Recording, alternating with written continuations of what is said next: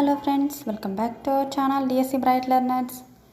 ఈ వీడియోలో కెమిస్ట్రీకి సంబంధించి ఇంపార్టెంట్ బిట్స్. ఆమ్లాలు, క్షారాలు. ఆమ్లాలు రుచికి పుల్లగా ఉంటాయి. అలాగే నీలి లిట్మస్ రంగును ఎరుపు రంగులోకి మారుస్తాయి, బ్లూ టు రెడ్. ఓకే, ఆమ్లాలుకి లా ఉంది కదా, కాబట్టి నీలి లిట్మస్ని ఎరుపు రంగులోకి మారుస్తాయి.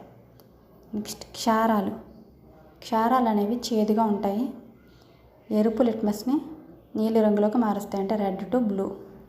క్షారాల్లో రా అనేది ఉంది కదా ఫస్ట్, కాబట్టి రెడ్ అనే బ్లూలోకి మారుస్తుంది అనమాట. Okay, bleaching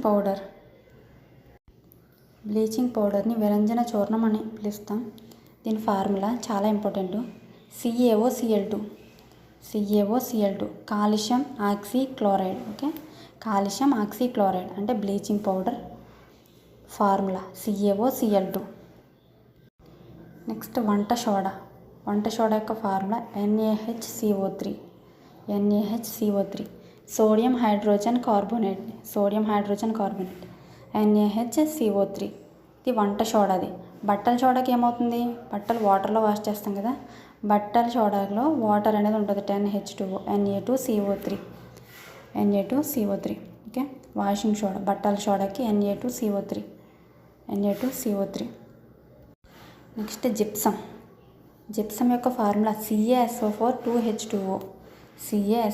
2H2O. ఇది లవణం అనమాట. Okay, gypsum formula CaSO4 2H2O.